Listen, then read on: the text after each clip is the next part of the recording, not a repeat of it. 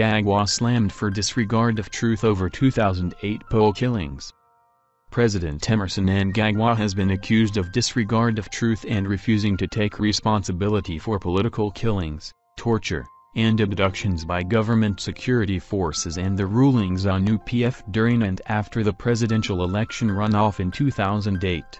In an interview with the authoritative The Economist, Mnangagwa denied that previous elections were unfair, especially in 2008, when NGOs reckoned that hundreds of activists of the opposition MDC were killed after then-leader Morgan Tsvangirai beat former President Robert Mugabe in a hard-fought presidential poll.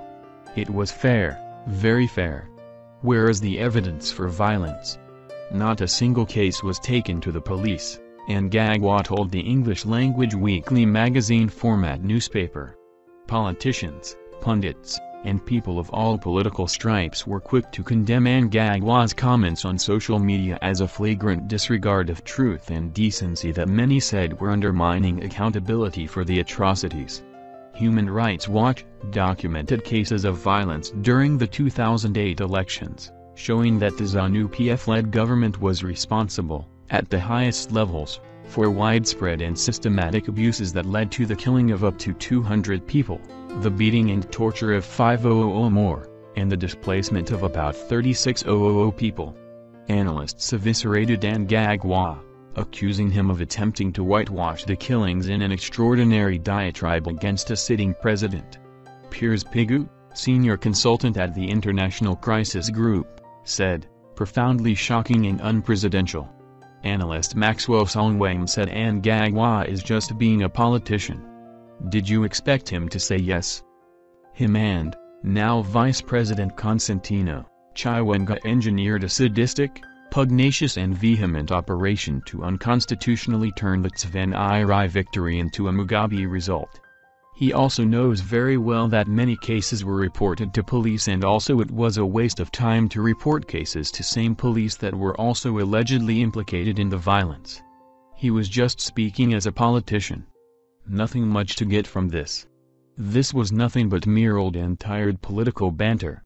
Songwang said his account confirms that nothing has changed since 2008. The military action on November 15, 2017 ushered in the same old story, though the cranium has changed from that of a 94-year-old to that of a 75-year-old. The footing, the edifice, the logic, and the modus operandi remain the same. November 15, 2017 will go down in history as a day when Zimbabweans celebrated a change that never was.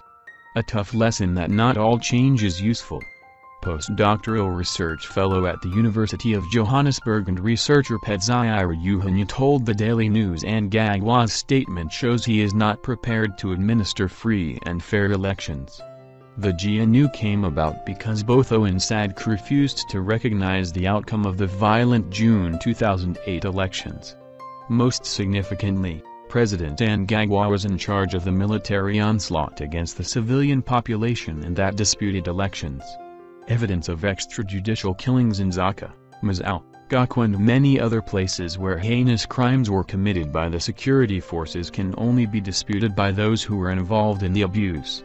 Mnangagwa is simply denying taking responsibility because it's now clear that the group that was responsible for those abuses is now in charge of the state and mostly likely they will use both covert and overt violence to retain power with the security forces, especially the military being at the forefront of this democratic subversion and electoral manipulation.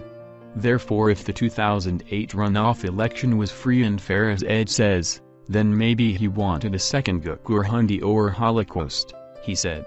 Academic and pro-Mnangagwa newspaper columnist Reason Wafa said, "I have also asked for the list of names of the 200-plus people said to have been killed. Surely they had names and family." UK-based academic George Shire, a fierce backer of Mnangagwa, said politically motivated violence in Zimbabwe has been generated by people linked to all our political parties. I condemn it unreservedly. I have and continue to be critical of the way in which discussion on this subject is always premised on the assumption that all if not most of this violence is institutionally driven by Zanu PF, he said. The other point I make is that opinion is divided on whether the 2008 elections themselves were free and fair. He said the 2008 elections were certainly conducted in an atmosphere of violence, but that does not lead one to conclude that they were not free or not fair. The MDC did come close to winning the 2008 election but bottled out of the second round of the presidential election. The GNU was a product of finding an amicable solution to the problem of legitimacy. Shire said his quarrel was with the Economist article and its intended outcome. Why now? He asked rhetorically. We are in an election year and all our parties are in election mode. The MDC leadership is, as we speak, silent about the violence that is engulfing that party. One would have expected an unqualified condemnation of the events everybody witnessed at Tsvangirai's funeral and in Bulawayo in the last few days. The private media also continues not to investigate or pay attention to this, and one is tempted to conclude that the selective focus or return to 2008 or to Gukurahundi is a calculated attempt to divert our attention away from the real material issues that our country faces now.